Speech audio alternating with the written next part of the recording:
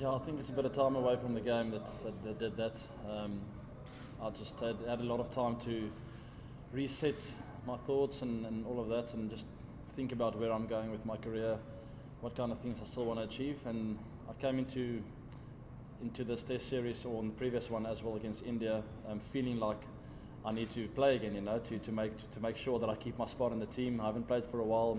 You're always just a couple of innings away from people starting to say, "Hold on, is he still good enough?" So those kind of things were in my mind. I was very motivated to prove to everyone that I can still play the game, even though I've been away for a while. And it was a hard toil over the last 6 to 8 months to make sure that I get to this kind of form again. And I'm very happy that it showed up. Can you tell us what you still want to achieve? When you thinking about what you still want to achieve, what is that? Yeah, very basically, just to be part of a successful Test team. I've always seen it as the ultimate form of the game. I love playing Test cricket, so it's so rewarding after 5 days of toiling to come out on top. And even if you don't come out on top, just to know that you've put everything out there. I just love Test cricket, and to be part of this team and to make contributions where as far as we go. Crystal, then Liz, maybe can you please just rate the emotion that you felt when you reached those 3 wickets in comparison to other captaincies? No, it's 10 out of 10. It was right up there with the best feeling ever. I was so relieved. I was very nervous in the 90s.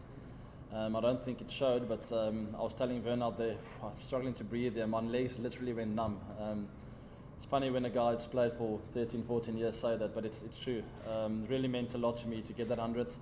And I was constantly reminding myself throughout the 90s, it's not about yourself, it's about contributing as much to the team as possible. And that sort of made me feel a little bit better. Because the minute you focus too much on individual performance, you sort of forget about the team. But it's difficult to forget about the team when you haven't scored 100 for 3 years. So it meant a lot to me today. Maybe the tail really stuck with you there and Kesha after almost getting out and not being out. Can you just tell us about what you were thinking about their performance and how you kind of managed them to make sure they hit us? Yeah, they were simply amazing out there. And the biggest thing for me is they took a lot of pressure off me. They're all run scorers, They're not tail enders that just hang around there. So I could just go out there and just focus on my technique, focus on what I've been doing yesterday, and to try and get myself into the game. I never felt like I needed to score to get us somewhere, So that played a big part in me performing today. Vern, Kesh and Lungi as well. Lungi a little bit more of a tail ender. He just made sure he's surviving out there, which at the time was what was required, because I felt that the damage was done already. But Vern and Kesh played exceptionally well and kept the scoreboard ticking over. Did you lost your love for the game, and was there a point where perhaps you were thinking of not coming back? I've never lost my love for the game. I was just tired of playing. I was just flat, physically, mentally, and quite a few other factors. I mean, I became a dad, and at the same time, all of a sudden, 2 boys are around, and I've got a family. So a lot of things were happening, and then I was taking the pressure with the cricket. So there was just a lot that was going on in my life, and I felt like I just needed to breathe a little bit. So I won't say I lost the love for the game. I think that showed today. I love playing. Were you always going to come back? Was there a chance that you would? I was always going to come back. Look, things change. The minute I felt that I needed the break, I felt like I just needed to get away, and not really knowing where I was going, but that's why I needed that time away to reassess. Is there a bit of a cascading effect if you're playing the Australian bowling attack well? Do you think it helps the rest of the team to be like, these guys, they're rated as a good attack, but it is possible to score and to succeed at them? I think any player that shows up and that are prepared to fight it out for the team against good bowlers like that have a really positive influence on the other guys. Even if it's not me, I watch openers operate sometimes when Markram makes it look easy. I get a lot of confidence from that, thinking, you know what, it's okay, it's not doing that much or whatever. So obviously, if I play a good knock, it will have a good influence on the other guys. And we know you tweeted the other day about just in reference to some of the events in Durban. Did that fire you up at all in terms of wanting to contribute strongly in the series? I'm honestly always fired up when I play against Australia. I said it before that growing up, that's always been the team that we wanted to beat the South Africans. So from a very young age, 5 or 6, it was always like South Africa, Australia. That's the main game.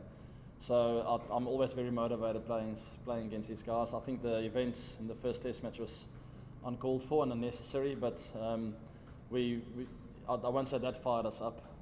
But obviously going down 1-0 there and felt like we were embarrassed in a way on our home soil. So we just felt like it's time for us to really get up for it and turn it around.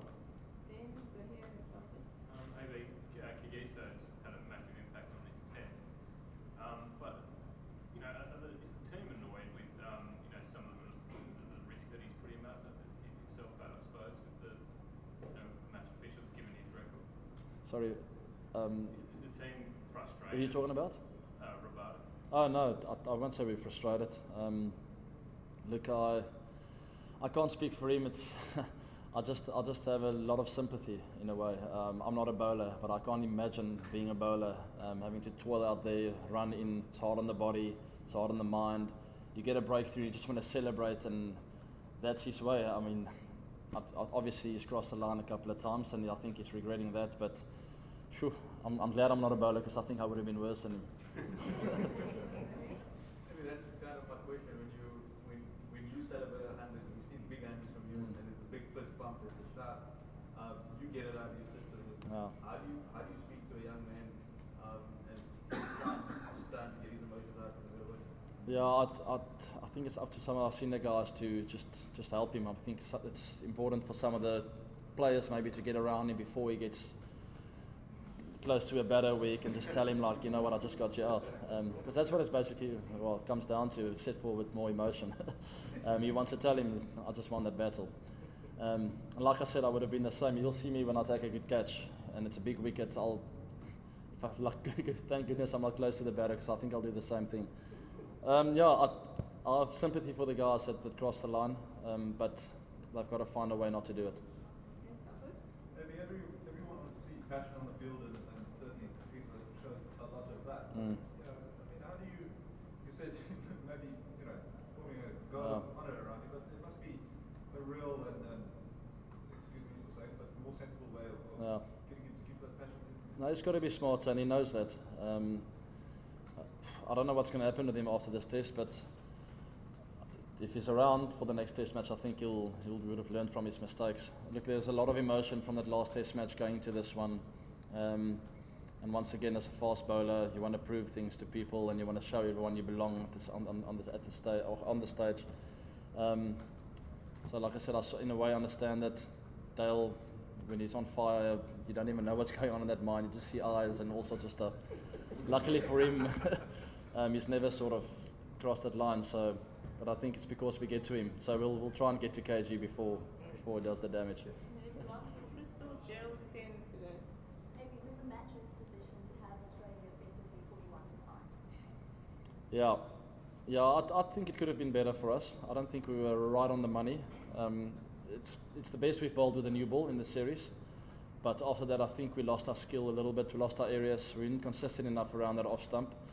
So I think the damage could have been worse, but we're very happy with this position. I'd say no more than 150. But if it does go more than that, it doesn't mean it's the end of the world. We can still chase it down. But ideally, in an ideal world, 150 or less would be nice. Can you tell us what you said to catch up, sort of that six that was caught and then given six?